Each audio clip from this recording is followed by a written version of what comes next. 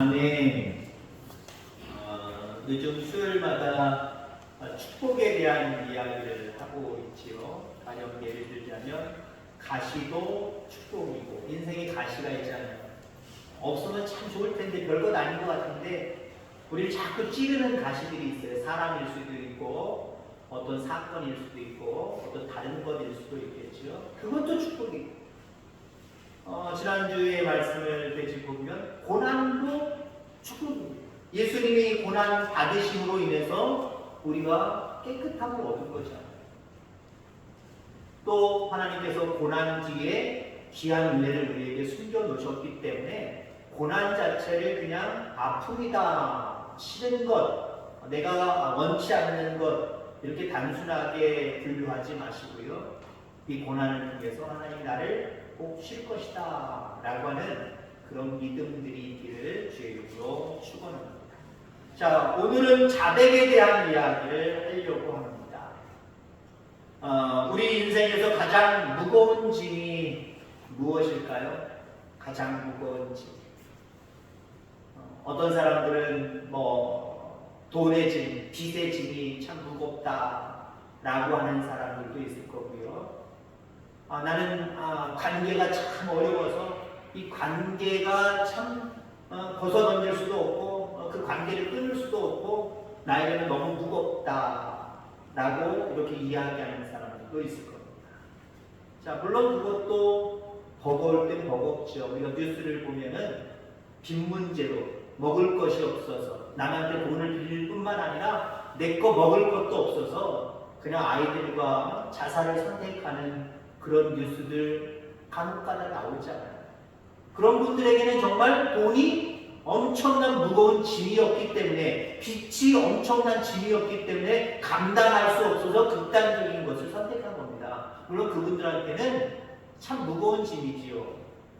자, 그런데 어떤 물질의 돈의 어떤 빚의 짐보다 그리고 어떤 관계의 짐보다 우리를 정말 무섭게 하고 무겁게 하는 짐이 있습니다.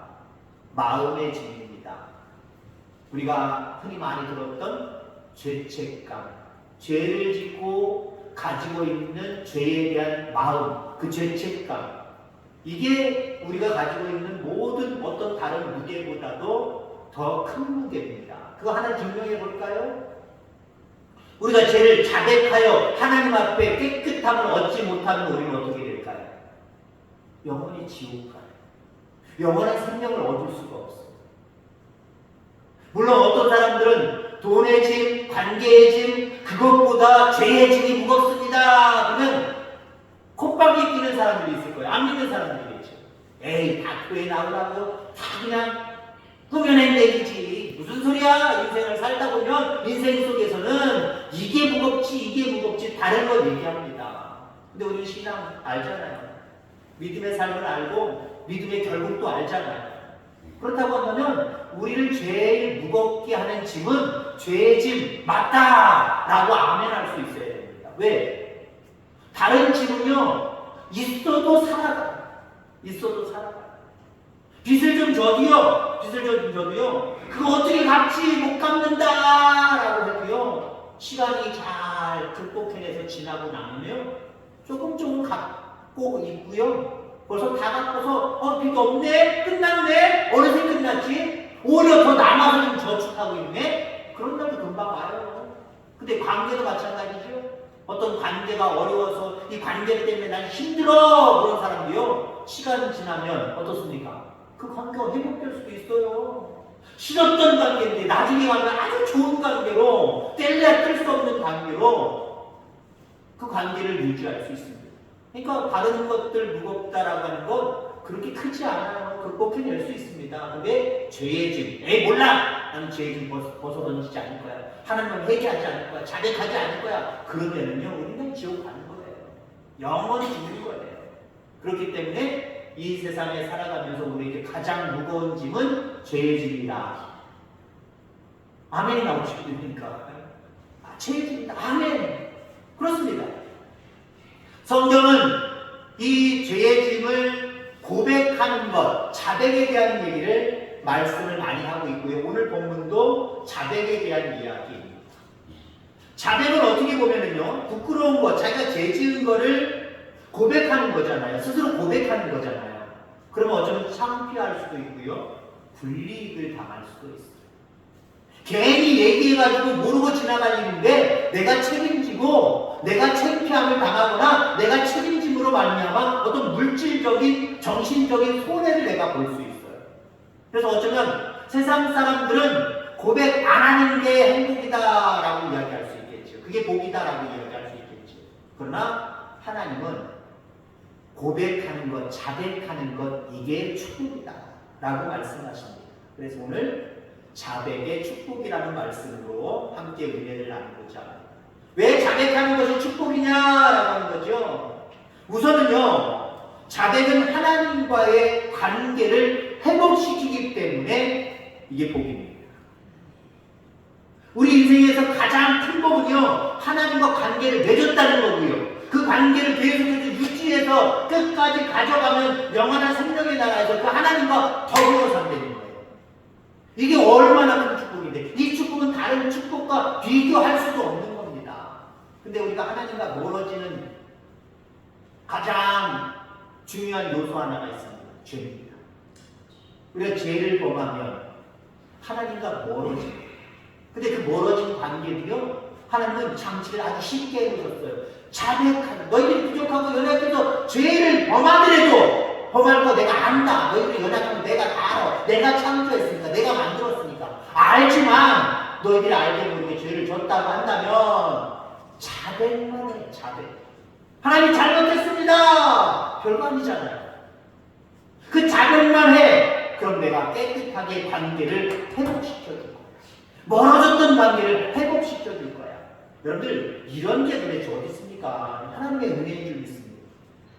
우리의 죄를 깨끗하게 씻겨주신 거, 십자가상에서 씻겨주신 거, 그것도 감사한데, 살아가는 동안 부족하고 연약해서 내가 범죄했을 때, 뭔가 실수했을 때, 잘못했을 때, 그것도 하나님이 너그러운 마음으로 봐주시겠대요. 그래서 하나님 앞에 나와서 자백만 하면, 스스로 고백만 하면 하나님이 하나님과 멀어졌던 그 관계를 다시 회복시켜 주셔야겠다라고 말씀하십니다. 7절 말씀해 보니까 그가 빛 가운데 계신 것 같이 우리도 빛 가운데 행하면 우리가 서로 사귐이 있고, 한마디로 앞에 말들 다른 말씀으로 얘기할 수 있겠습니다만, 우리가 자백만 하면 서로 사귐이 있고, 누구와 사귐되는 거예요? 하나님과 내가 사귐이 있다는 거예요. 관계가 더 돈독해진다는 겁니다. 우리 죄를 안 지어야 하나님과 돈독해지는 거 아니에요. 우리 그만큼 완벽한 존재 아닙니다. 우리 죄를 질 수밖에 없는 연약성을 가지고 있어요. 그렇기 때문에 죄를 질 수 있는 연약함보다도 더 자주 하나님 앞에 고백할 수 있는 믿음의 습관들이 있기를 주의 이름으로 축원합니다. 어떤 분들 그렇게 얘기해요. 아유, 그리스도는 맨날 울어, 맨날 잘못했대, 맨날 회개한대. 아유, 그럼 안 하면 안 돼?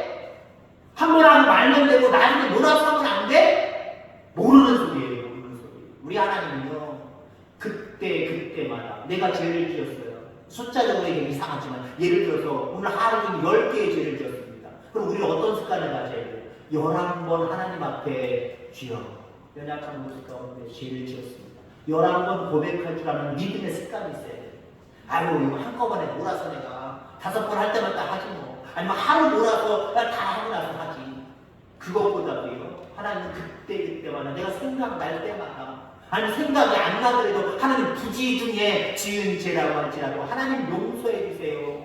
생각나게 하셔서 구체적으로 회개할 뿐만 아니라 자백할 뿐만 아니라 생각이 안 난다고 할지라도 그것까지도 하나님이 용서해 주세요. 이것까지 우리는 자백해야 될 줄 분명히 믿습니다. 자, 우리가 흔히 핸드폰이나 여러 가지 전자기기를 많이 사용합니다. 그러면 어떤 경우가 있냐면은, 이거 먹통이야, 안 돼, 고장난다봐, 그런 게 있어요. 그러면 다는 아니지만 어떤 경우가 있느냐? 콘센트를 안 켜준 경우가 많아요. 핸드폰도 전원을 안 켜고 다 죽어있는 상태로, 이거 먹통인가봐, 왜 불빛도 안 나오고 아무것도 안 돼?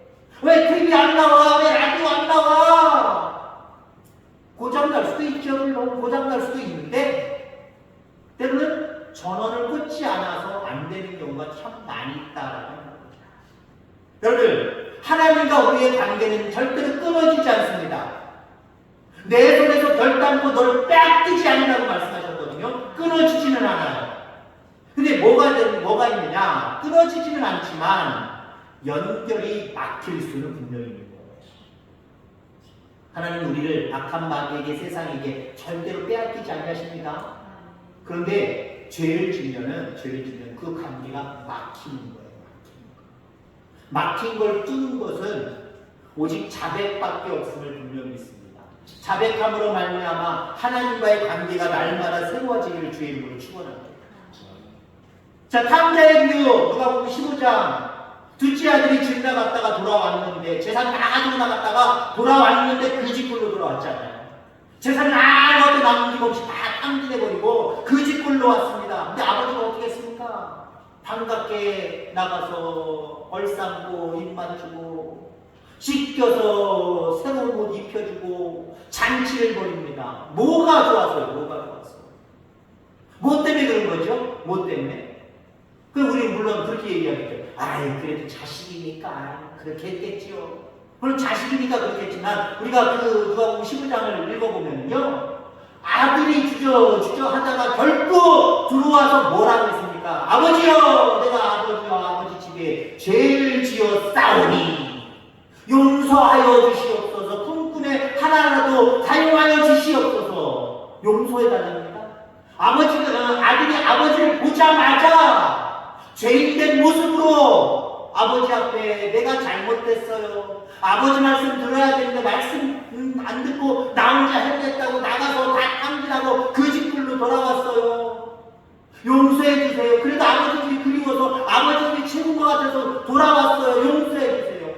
아버지는 거기서 다 녹아버린 거예요. 아들이어서 자식이어서 그건 오늘날 우리의 모습이고요. 우리 인간적인 생각으로 하는 생각이고요. 성경에 나오는 그 이야기는요, 여기 탕자의 아버지는요, 탕자가 자백함으로 완전히 녹아져버린 거예요. 알았어, 괜찮아, 내가 다 회복해 줄게. 다 회복해 준 거예요. 그렇습니다. 자백은 하나님과 우리의 관계가 회복되는 거예요. 늘 자백을 통해서 하나님과 가까워지는 여러분들과 제가 되기를 주의 이름으로 축원합니다. 자, 그 다음에 자백이 왜 축복이냐? 자백은 우리를 깨끗하게 합니다. 성결하게 합니다. 거룩하게 합니다. 자백이라는 말은 하나님과 함께 말한다 라고 하는 의미가 있어요. 그러니까 자백의 기준을 얘기하는 거예요. 자백의 기준은 하나님과 함께 말하는 게 자백의 기준입니다. 내가 생각할 때 요거 잘못했습니다. 그것도 하나님 기억해 보세요. 그것만 가지고도 우리와 관계를 회복시켜 주시지만 진짜 자백은 무엇이냐? 내 생각을 가졌을 때 내가 요만큼 잘못했습니다. 요 고백이 아니라 하나님의 관점에서 내가 뭘 잘못했지? 하나님 말씀에는, 하나님 명령에는 이랬었는데 내가 이 명령을 어겼구나 라고 하는 그것까지도 동원돼야 된다. 그것까지 동원돼야 된다. 그냥 당자가 돌아와서 아버지 잘못했어요. 그것도 아버지의 마음을 녹일 수 있었겠지만 탕자가 어떻게 했겠느냐, 상상의 나래를 피면서 좀 탕자가 했던 이야기를 조금 더 광범위하게 여러 가지 모습 가운데 몇 분을 더 추가해서 했다고 생각해 보세요. 그때 아버지 말씀 들을 걸, 나가지 말라고 했을 때, 아버지 품에 있을 때 그때 아버지의 품이 얼마나 좋은 것이고 아버지 그때 얼마나 행복하신 건지 내가 알았어야 되는데, 아버지보다 내가 똑똑하다고 아버지 것 재산을 가져가서 무엇이든 하면 금방 될 거라고 하는 교만이 있었습니다. 아버지 이거 용서해 주세요. 이런 용서도 빌지 않았을까요? 아버지 마음엔 안 나갔으면 좋겠는데 라고 하는 마음을 가졌던 거, 그걸 내가 거역하고 나갔던 것까지 다 이야기하면서 아마 자백했을 거예요. 자, 중요한 게 탕자에 비유해서 얼싸안고 입 맞춘 다음에 그 다음에 목욕을 시켜줬다는 거예요. 그리고 깨끗한 옷을 입혀줬습니다. 그러면 목욕을 시켜줬다는 거예요. 너와 나와의 관계가 이제 다시 깨끗함으로 회복됐다는 거예요. 더군다나 옷을 입혀줌으로 말미암아 너는 내 자녀로서의 신분을 다시 회복했다는 거예요. 깨끗함은 그런 거예요. 그래서 그렇습니다. 우리가 죄를 고백하면 잃어버렸던 모든 상황들을 다시 한번 회복시켜 주시는 하나님의 은혜가 있음을 기억하게 되기를 주의 이름으로 축원합니다.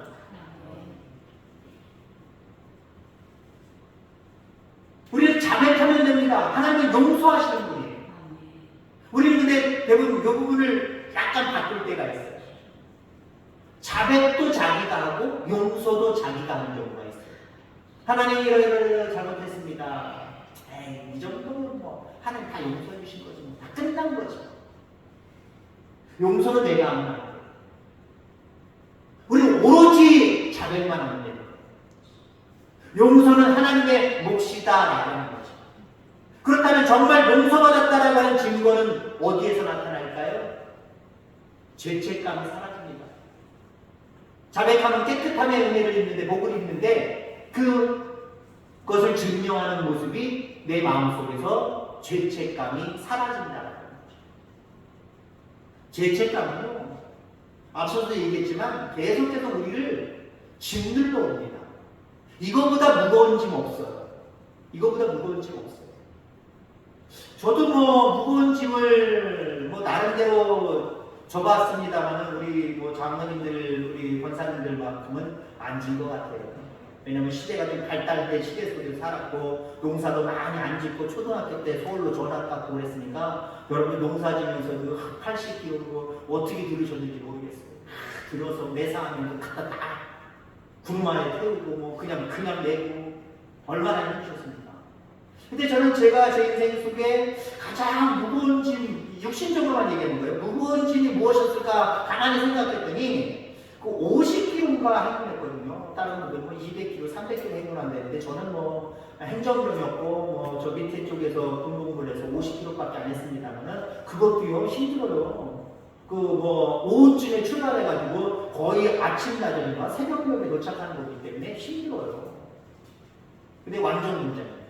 한 20, 적어도 뭐 30kg인데 보통 30kg는 우리는 안 나왔던 것 같고 한 25kg, 30kg. 별건 아니잖아요. 사람마다 훨씬 가볍잖아요. 근데요, 중간에 가다가 쥐어! 그럼 그 소리 얼마나 좋은지요. 쥐어 들으면 적어도요, 그냥 툭 쓰러집니다. 뒤로 제껴가지고 쓰러집니다. 어떤 사람들은 지금까지 걷는 사람이 있어요. 점점 이제 도착점에 오면 올수록 지쳐버려가지고요. 그 30kg밖에 안 되는 짐이 얼마나 무거운지요. 그냥 땡겨치고 싶어요. 땡겨치고 싶어요.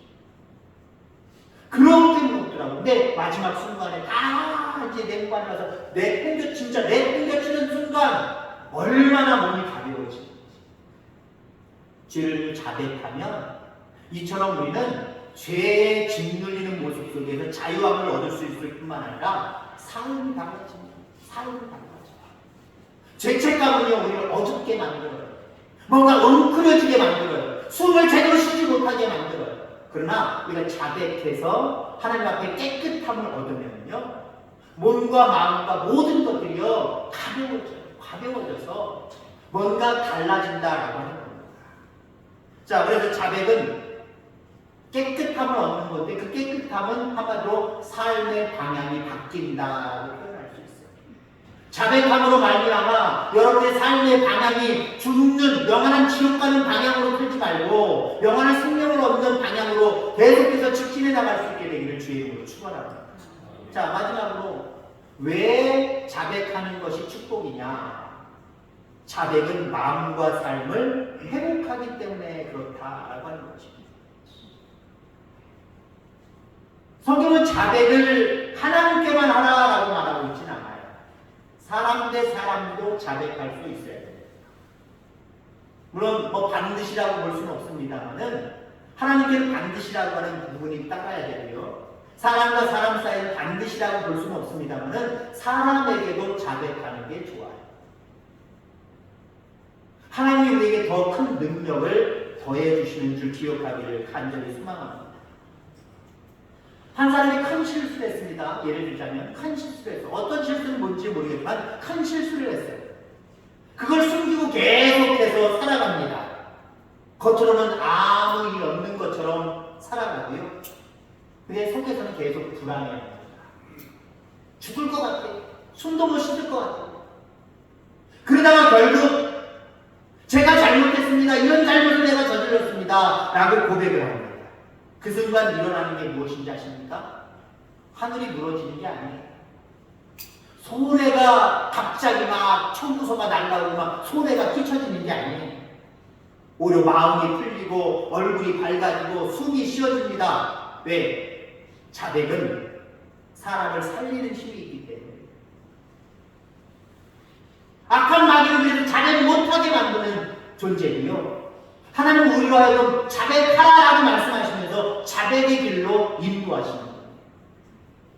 그러니까 하나님 명령에 순종해서 자백할 줄 아는 사람은 사는 사람들이고요. 악한 마귀의 유혹에 빠져서 자백할 줄 모르고 끝까지 숨기려고 하는 사람들은요. 그 영혼이 죽는 거예요. 그 영혼만 죽습니까? 그의 삶, 그의 마음, 모든 것들이 무너질 수밖에 없는 거예요. 자, 그래서 예수님은 우리에게 주기도를 가르치실 때, 주기도문을 가르치실 때 이렇게 가르치고 계십니다. 일용할 양식을 주옵시고, 우리 죄를 사하여 주옵시고, 일용할 양식을 주옵시고, 다음에 바로 우리의 죄를 사하여 주옵시고. 물론 이게 바뀌었으면 참 좋은데, 우리 인간의 모습을 먼저 하나님이 생각하신 것 같다. 주님이 생각하신 것 같다. 저는 그렇게 생각이 되어집니다. 왜? 인간은 죄의 고백과 자백은 뒷전이고, 우리는 뭐예요? 인간은 먹고 사는 게 제일 중요하다라고 얘기거든요.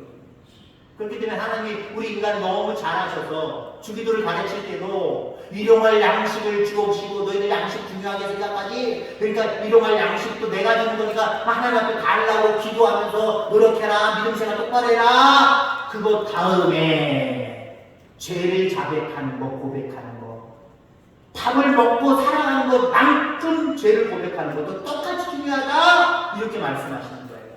근데 우리는 악한 마귀는 어떻게 유혹합니까? 먹고 사는 게 제일 중요하지. 그거 구해. 그것만 구해도 돼. 뭐 다른 거 구하냐. 근데 하나님은 그거 구했으면 이제 죄를 위해서도 자백하고 구했으면 좋겠어 하는 말씀하시는 거예요. 왜요? 그래야 우리가 잘 살 수 있기 때문에. 그냥 먹고 사는 문제를 잘 해결되면 잘 먹고 잘 살 것 같이 느껴지지요? 하나님 그렇게 생각 안 하십니다.